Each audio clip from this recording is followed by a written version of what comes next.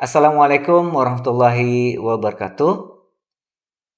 Saya Rafi'i, dosen Ilmu Komunikasi Universitas Dian Nusantara. Bidang yang saya tekuni adalah ilmu komunikasi, komunikasi antar budaya, dan komunikasi media. Pada kesempatan kali ini, saya menyampaikan materi pernyataan diri dosen dalam unjuk kerja Tridharma Perguruan Tinggi yang menjadi syarat sertifikasi dosen. Saya dipercaya untuk mengampu mata kuliah ilmu komunikasi.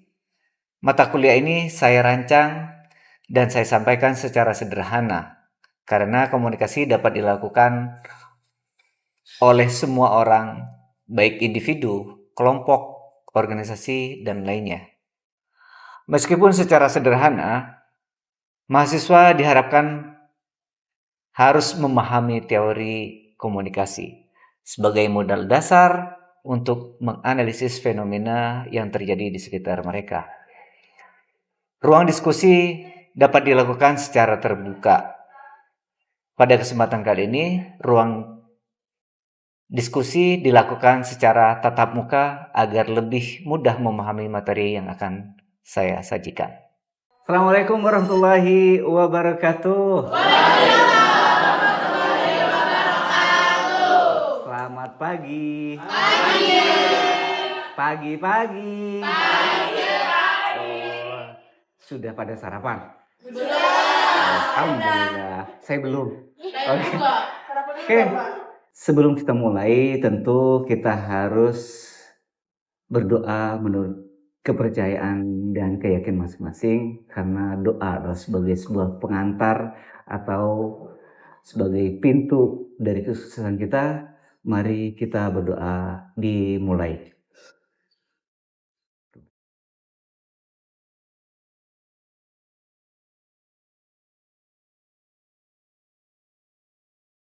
Kasih sesuai dengan RPS yang sudah kita sepakati dari awal, maka mata kuliah komunikasi ini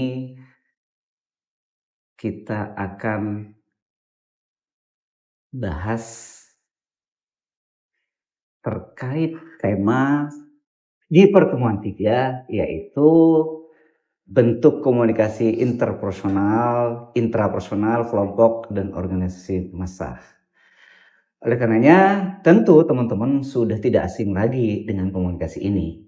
Nah, selanjutnya, maka karena teman-teman sudah mengetahui, tentunya tidak melalui hanya sebatas materi di kelas saya, mungkin teman-teman sudah baca atau pernah belajar di tempat lain.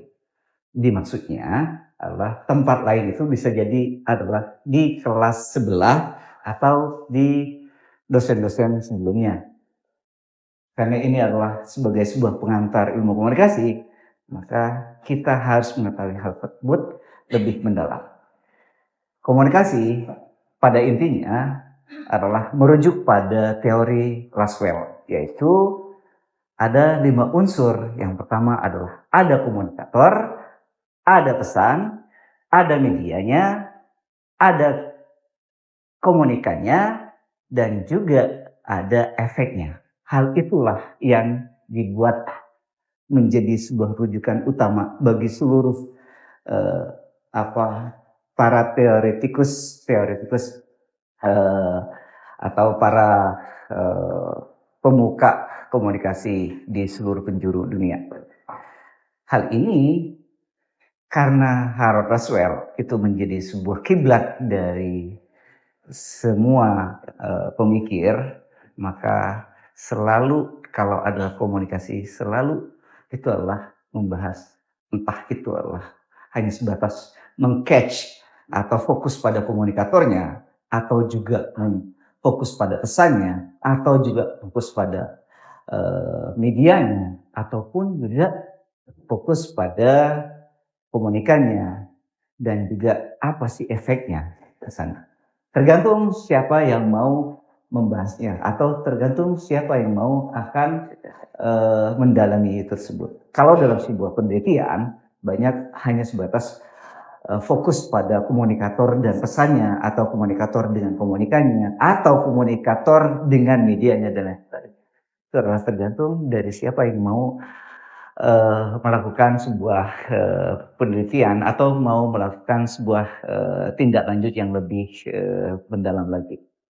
Oleh karenanya, karena kali ini kita akan bahas tentang bentuk komunikasi, di sini adalah ada komunikasi intrapersonal, interpersonal kelompok dan organisasi, serta juga massa.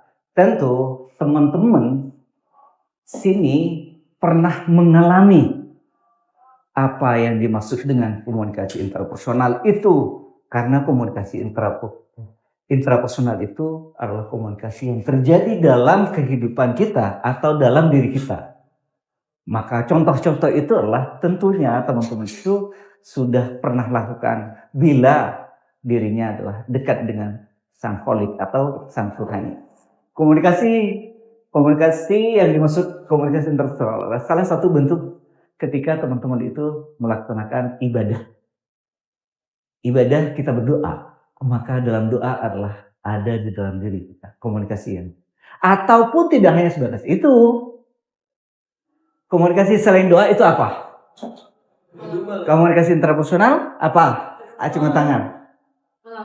Apa? Ngedumel mungkin Pak, kalau kita lagi ada situasi di mana memang kayaknya kita sebel nih sama orang, tapi kan kita nggak mungkin langsung ungkapin. Itu jadi termasuk contoh dalam bentuk komunikasi interpersonal. Oke, ada dalam dirinya ya, yang seperti itu. Nah, karena komunikasi interpersonal itu adalah proses komunikasi yang terjalin dalam diri kita, seperti kita juga sholat, berdoa, dan tadi ngedumel, pantesan, kenapa kamu sedih? Hah? Kenapa sedih? Kenapa sedih? Kamu komunikasi interpersonalnya kamu parangkan di situ. Sedih, gak usah sedih komunikasi interpersonal. Termasuk komunikasi yang dia lagi sedih, tapi dia tidak ceritakan pada orang lain, pada temannya, itu adalah termasuk dalam komunikasi intrapersonal. Kayak gitu, rasa sedih, kamu bahagia, tapi kamu tidak ceritakan pada orang lain, tapi luapkan mungkin sujud syukur, kayak gitu. Itu komunikasi interpersonal. Sedangkan komunikasi berikutnya adalah masuk pada komunikasi interpersonal. Tentu ini yang sering kali dilakukan oleh kita. Tapi sebelum fokus pada komunikasi interpersonal, tentunya pasti melewati komunikasi intrapersonal. Karena kenapa? Ketika kita mau komunikasi dengan orang lain, tentu kita juga berpikir, tidak langsung sembarang ceplas-ceplos. Iya, Pak, faktanya ada kok Pak yang tadi ceplos-ceplos. Iya banyak. Nggak mikir dulu sih kayak gitu. Akhirnya apa? Keluarnya yang macam-macam kayak gitu. Kayak gitu. Siapa yang sering komunikasinya ceplas-ceplos tanpa mikir dulu? Kayak gitu. Nah, komunikasi itu seharusnya harus dipikirkan dulu, diolah dulu. Karena kenapa? Kalau kita ngobrol sama orang atau ngomong sama orang tanpa dipikirkan dulu, khawatirnya di belakang itu takut terjadi sesuatu yang tidak diinginkan. Mau mengatakan sesuatu yang tidak enak didengar atau tidak easy listening, kita juga kan gak enak. Atau menggunakan bahasa-bahasa yang ada di alas sana kayak gitu kan, disebutkan kepada orang juga tidak enak kan kayak gitu. Oleh karenanya komunikasi interpersonal itu juga harus kita pikirkan untuk menyampaikannya. Komunikasi saya dengan Anda ini adalah bentuk dari komunikasi interpersonal. Saya dengan kamu dan sebagainya. Kalau bilang tadi dengan Anda, kalau itu adalah mungkin juga dengan orang-orang yang terdekat kita. Next adalah komunikasi interpersonal. Sini adalah sebutkan fondasi utama membangun keharmonisan yang melibatkan kesultanan pesan secara langsung. Keharmonisan. Jadi komunikasi antar personal ini adalah fondasi utama untuk membangun apa? Keharmonisan. Jadi ketika kita ngomong tapi lawan bicaranya itulah nyambung, maka terjadi sebuah keharmonisan tidak? Nah, kayak gitu. Kalau tidak harmonis, bagaimana? Coba, bagaimana? Kalau tidak harmonis komunikasinya? Hah? Coba, kalau yang tidak harmonis, acungkan tangan siapa? Ayo, gimana? Mungkin sering adu argumen, terus egonya saling tinggi juga, jadi susah buat saling maafkan. Akhirnya ya susah pisah. Oke, itu salah satu contoh. Kalau sudah tidak harmonis, apapun pesan yang kita sampaikan, dia tidak peduli. Dia tidak menghiraukan. Seperti itu. Atau meskipun itu benar, sebuah kebenaran yang disampaikan, dia tidak peduli. Bahkan dia juga berantem. Tadi kata Hikam kayak gitu. Siapa yang sering melakukan itu? Ayo. Ada nggak di sini? Ada nggak yang di sini? Ada nggak? Yakin? Yakin. Wah, pernah nggak berantem? Pernah kan pada akhirnya? Oke. Pernah kan kayak gitu. Oleh karenanya, kalau itu adalah berantem adalah terjadi sebuah komunikasi yang tidak harmonis.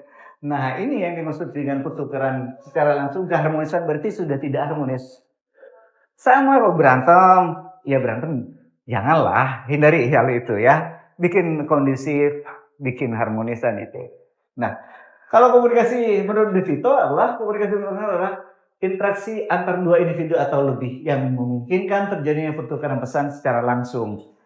Siapa di sini sebelum masuk kelas yang sudah melakukan pertukaran pesan dengan temannya atau satu orang atau lebih? Oke, monggo silakan. Oke. Saya kalau lihat teman-teman misalnya, Kak, aku penting kuliah dulu ya. Oke, itu selalu pamitan pada temannya, itu adalah salah satunya. Siapa lagi? Monggo silakan. Oke, Olive, monggo. Kalau saya sih contohnya biasa pasti kan udah pasti izin sama orang tua untuk pamitan kayak mau ke kampus untuk kita belajar. Cuman biasanya sebelum ada sebelum ada izin ke orang tua, kita juga biasanya teman-teman chat gitu, nitip apa kayak gitu. Itu kan juga interpersonal gitu. Oke. Siapa lagi? Oke, yang cowok, monggo silakan yang cowok. Siapa? Monggo. Saya Pak. Oke, monggo. Tadi pagi di warung depan saya berinteraksi sama bapak-bapak warung. Itu termasuk komunikasi Pak ya. Iya. Nanya makanannya belum ada Pak, kayak gitu. Lagi nggak masak hari ini, bangunnya telat. Kayak. Baik. Oke, saya minta yang paling belakang barisan selain Rizky, siapa? Ayo. Oke. Ayo, pakai kacamata. Oke. Saya ini tadi pagi latihan sama mama kayak mau salah-salah saya sakit saya gitu. Nanti aja siapa ada pertama. Oke, enak banget ya punya mama ya. Di masakin. Enak banget. Siapa yang juga tadi pagi yang masakin juga oleh mama?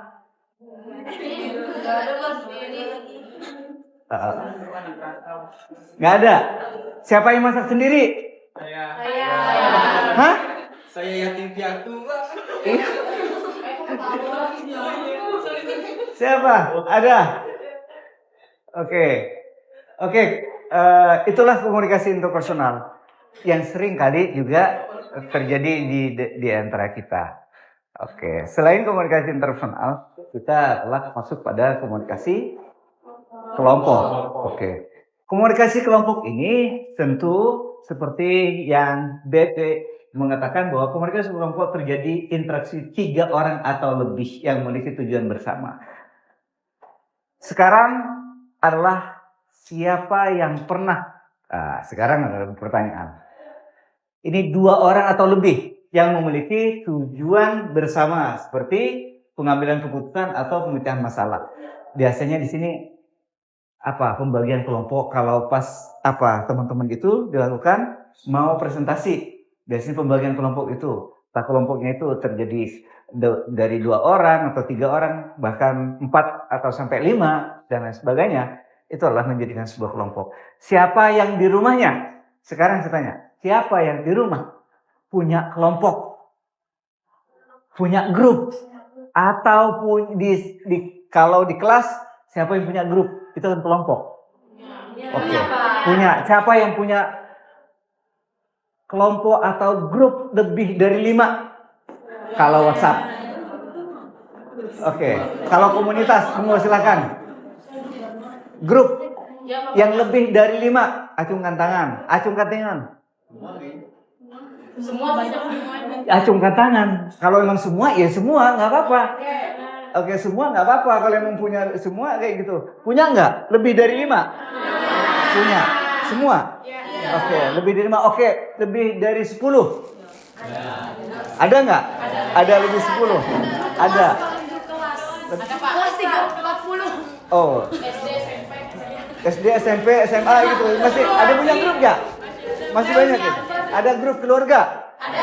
Oke, saya tanya, siapa yang punya grup keluarga? Ada 3. Kamu nggak punya grup keluarga? Punya. Kenapa nggak acungkan tangan? Oh, nggak acungkan tangan. Punya grup keluarga. Oke, grup sekolah SD? SD.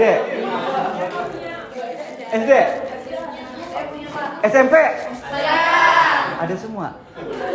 SMA? Kuliah? Kerja?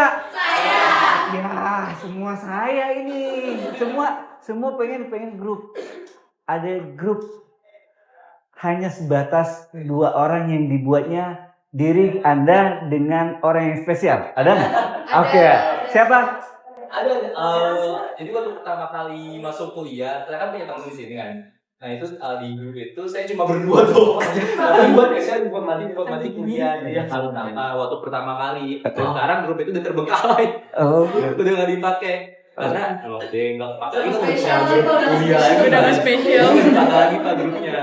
oh, Ada, masih saya pakai. masih dipakai. Iya, betul. Tapi bertahan berapa lama? Sampai sekarang masih? Saya doang isinya. Saya nyimpen itu kayak website Kulon di situ.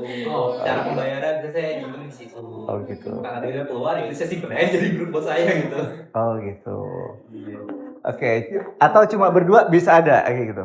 Kalau berdua sama temennya gitu. Sekarang udah gak ada pak. Yang tadi yang grup tadi berdua. Oh berdua. Oke. Ada juga yang cuma bertiga atau cuma berdua. Anggap saja saya dengan teman saya kayak gitu. Cuma berdua. Teman apa ya bahasanya close-mate ya. Bestie ya. Anak sekarang itu Gen Z itu bestie. Oke. Yang ketika bilang bestinya itu mau perempuan, mau laki-laki karena salah komunikasinya. Perempuan aja bilang bro, ya. Padahal perempuan kan kayak gitu, sama perempuan bro gitu kan. Seharusnya apa kalau perempuan?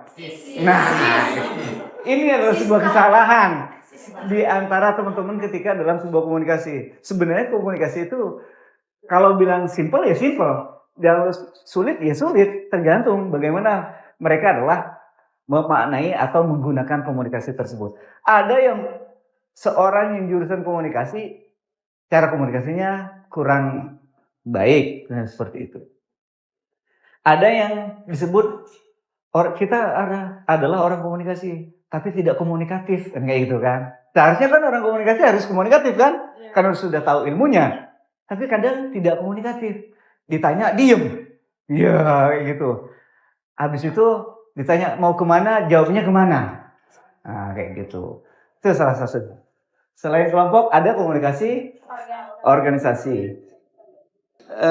Komunikasi organisasi, sebutnya di sini komunikasi organisasi adalah proses penciptaan dan pertukaran pesan dalam jaringan hubungan yang saling bergantung untuk mencapai tujuan. Yang saling apa? Yang saling bergantung untuk mencapai tujuan organisasi. Itu. Satu tujuan apa sih tujuan dari organisasi? Siapa yang kerja di sini? Saya. Oke. Biasanya kamu perusahaan mana? Jasa impor. Jasa impor. Apa tujuan organisasinya? tujuan organisasinya. Ah, Ya biar ini, kalau maksudnya diskusi organisasi dari pekerjaan saya gitu. ah. Biasanya sih kayak yang diomongin tuh gimana supaya customer tuh tetap dapat kepuasan dari jasa kita. Terus jadi harus ada komunikasi, kayak contohnya yang si bagian sistem trackingnya harus bener komunikasiin sama si adminnya bersih. Jadi Yes. biar kepuasan bersama. Oke, jadi komunikasinya itu adalah bagaimana kuncinya dilihat dari visi dan misi itu dari organisasinya. Kalau visi dan misinya adalah mengangkat atau ingin memuaskan customer, pelanggan, maka itu yang harus dikejar. Seperti apa caranya? Entah itu adalah ngasih reward atau juga ngasih surprise kayak gitu, yang kitanya kasih diskon, ngasih apa lagi? Voucher, Cashback atau apa lagi? kalau baru hampers gitu ya. Oke, apa itu? Hampers. Hampers kayak gitu, kirain. Hampers. Oke. Nah, karena komunikasi itulah mengacu pada visi dan misi dari sebuah organisasi atau tujuan bersama, maka lihat itu. Kalau tujuan utamanya adalah memanjakan atau ingin memuaskan customer, maka itulah yang harus dikejar. Oke. Yang terakhir adalah komunikasi massa. Nah, komunikasi massa adalah proses penyampaian pesan melalui media kepada audiens yang luas dan juga termasuk anonim dan juga heterogen. Itu menurut Mikael ya, kayak gitu. Ini juga adalah salah satu tokoh yang dirujuk kalau para peneliti itu adalah mau meneliti terkait dengan media massa. Selalu itu adalah menjadi sebuah rujukan atau menjadi pegangan dari hampir seluruh peneliti, tidak luput dari pendapat beliau. Ada yang tahu dengan Mikael? Pernah kenal? Enggak. Pernah dengar namanya? Masa baru sih kayak gitu, masa baru. Mikael. Oke, itu adalah menjadi sebuah rujukan. Jadi komunikasi massa adalah selalu komunikasi itu yang melibatkan media massa sebagai sebuah saluran penyampaian pesan pada halayak di situ. Banyak sekali yang menjadi sebuah pembahasan terkait dengan media massa. Oke? Ada lagi pertanyaan? Atau ada lagi yang lain? Oke, sebelum ada pertanyaan, mungkin di sini saya mau coba tanya, ada unsur-unsur komunikasi yang pernah kemarin atau sebelum dari pertemuan ini, apa saja unsur-unsur komunikasi massa? Mana yang tadi? Unsur-unsur komunikasi massa? Monggo silakan. Yang saya tahu sih sama itu pasti ada komunikator. Dia mengirim pesan, yang mengirim informasi kepada komunikannya. Lalu yang kedua ada pesannya. Pesannya itu kayak informasi apa yang akan disampaikan si komunikator. Karena komunikannya kayak cerita apa, gagasan apa yang akan dia sampaikan. Lalu pastinya ada media. Media itu kayak alat apa yang digunakan si komunikator untuk mengirim pesan itu. Jadi bisa kayak tatap muka atau secara tulis, surat, atau kita bisa pakai media sosial yang sering digunakan. Lalu yang pastinya ada komunikannya, si penerimanya, yaitu dia itu pihak yang menerima pesan dari komunikator. Lalu yang pastinya kalau udah terima dari komunikannya itu pasti ada umpan balik, karena kalau nggak ada umpan baliknya komunikasinya juga tidak akan efektif. Nah, lalu ada efek. Efek itu hal apa yang dirasakan penerima saat dia menerima pesan dari komunikatornya. Kayak misal dia dikirim pesan yang senang, pasti efeknya juga dia pasti akan senang. Lalu yang terakhir itu yang sering kita lupakan kali ya, ada yang namanya gangguan atau noise di komunikasi. Pasti ada yang namanya gangguan, entah itu di gangguan kita komunikasinya tidak efektif atau gangguan di alat komunikasinya. Itu sih. Oke, terima kasih. Good job. Tadi siapa namanya? Selfie ya? Oke, selfie. Bukan safety ya? Oke. Ini selfie ya. Selfie yang kalau foto gitu selfie itu. Bukan. Bukan. Atau kayak gini. Salam komunikasi ya? Itu salam komunikasi ya? Selfie. Oke. Oke. Selain hal itu tentunya tadi yang sudah disebutkan ada bentuk tentu di situ ada bentuk komunikasi yang kemarin. Oke, mau silakan yang komunikasi apa? Bentuk komunikasi itu yang saya tahu ada komunikasi klasik sama komunikasi modern.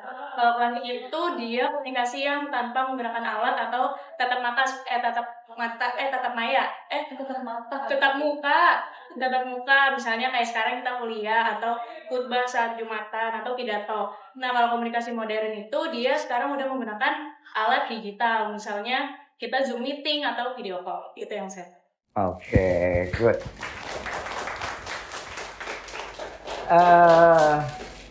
Komunikasi itu adalah yang sering terjadi di diri kita. Ada kalau komunikasi yang khutbah yang tadi atau komunikasi saat kita tatap muka langsung ini adalah, tapi itu adalah tidak ada respon atau hanya kalau ketika saat khutbah itu menyampaikan isi ceramah dan pesan itu adalah masuk dalam komunikasi satu arah karena dianggap penonton atau audien atau hadirin itu adalah dianggap pasif, maka dia adalah tidak memberikan sebuah tanggapan. Itu satu arah seperti itu. Tapi ketika saya tanya dan seperti ke selfie, ini baru selfie bener nih, selfie kayak gini ya, terserah kayak ini selfie.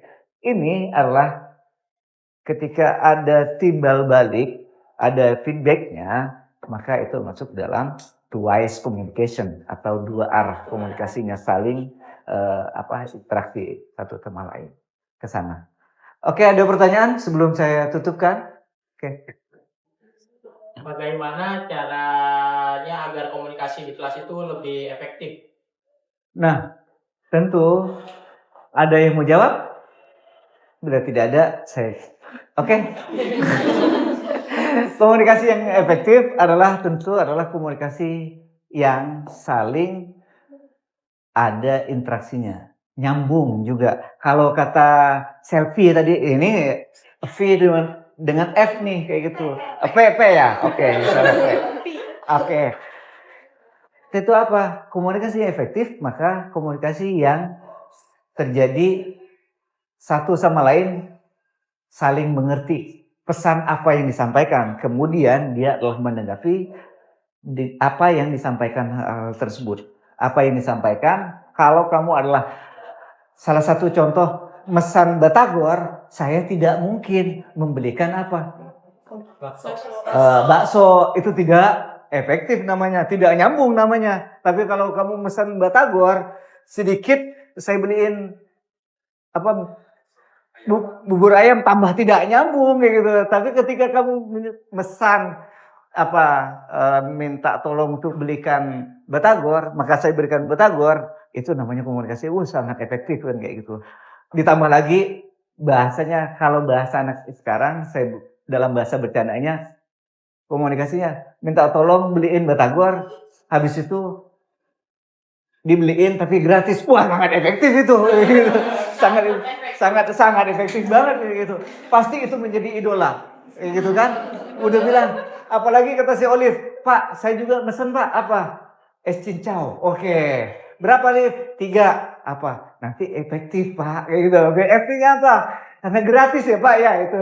Itu nanti kalau ternyata pesan itu adalah 3 dibeli 5, sangat efektif bisa jadi kayak gitu. Pasti nganggap ini sangat efektif, Pak. Karena kenapa? Saya mesen 5. Meskipun itu sebenarnya ini nggak nyambung dari bahasanya apa? mesen 3 dibawain 5, tapi dia tidak mempermasalahkan pasti. Ini pasti efektif Pak, kayak gitu. Iya kan? Kayak gitu. Dia tidak akan protes. Kok beli 5 Pak? Pasti, iya buat kamu Liv. Alhamdulillah, terima kasih Pak, kayak gitu. Ke sana. Oke, itu saja. Ada lagi? Terakhir Pak. Oke. Bicara mengenai noise untuk pengalaman dari saya di dunia kerja, saya kan ada tim di area nasional gitu. Terus tiap bulan pasti kita ada pertemuan online menggunakan Google Meet gitu. Apalagi di era digital sekarang, kita mau ngobrol sama orang itu udah gampang ya. Nah jadi diskusi ini kalau misalkan menggunakan media digital itu kan noise-nya seperti gangguan sinyal, suara bising di belakang gitu ya. Nah terus ada tips nggak Pak? Dikit aja misalkan. Saya mau mastiin pesan dan materi yang saya sampaikan kepada tim di area itu bisa benar-benar jelas dan sampai. Nah itu tipsnya saya harus gimana gitu Pak? Oke, salah tipsnya adalah lakukan komunikasi itu adalah secara berlapis. Kalau kamu adalah menggunakan itu secara online, tidak hanya sebatas suara saja yang tersampaikan. Bisa jadi kamu adalah kirim lewat tulisan juga. Jadi selain kita sampaikan adalah lewat komunikasi oral ya, secara dengan seperti ini, dengan komunikasi seperti ini, secara langsung, maka kamu juga bisa membackup dari tulisan-tulisan tersebut atau pesan lewat tulisan. Atau kalau bisa juga bisa di chat. Kalau perlu juga harus lewat email, di email aja. Tolong baca di email. Semua instruksinya sudah ada di email atau juga di chat atau di grup chat. Wah, itu ada di email, grup WhatsApp, dan lain sebagainya. Atau Google Chat seperti itu, banyak dan sebagainya.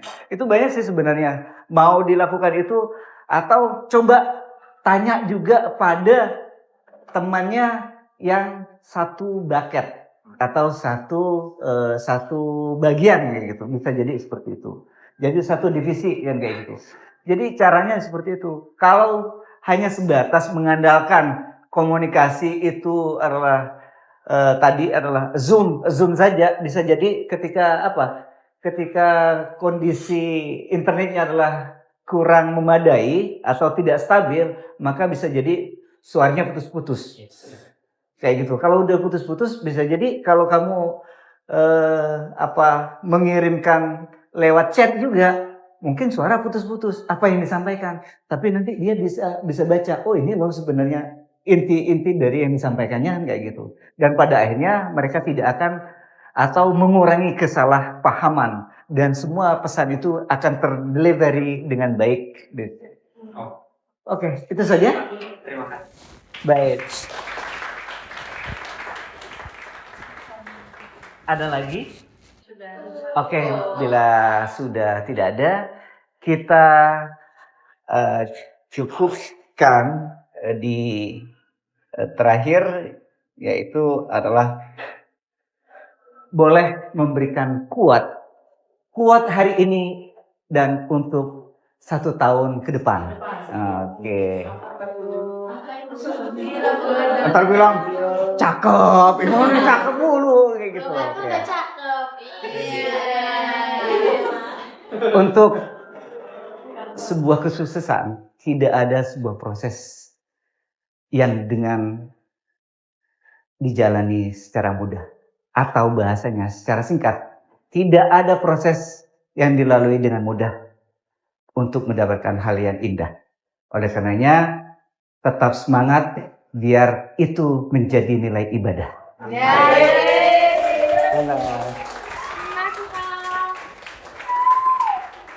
Oke, kita akhiri pertemuan kita kali ini. Bila taufiq hidayah, assalamualaikum warahmatullahi wabarakatuh. Waalaikumsalam warahmatullahi wabarakatuh.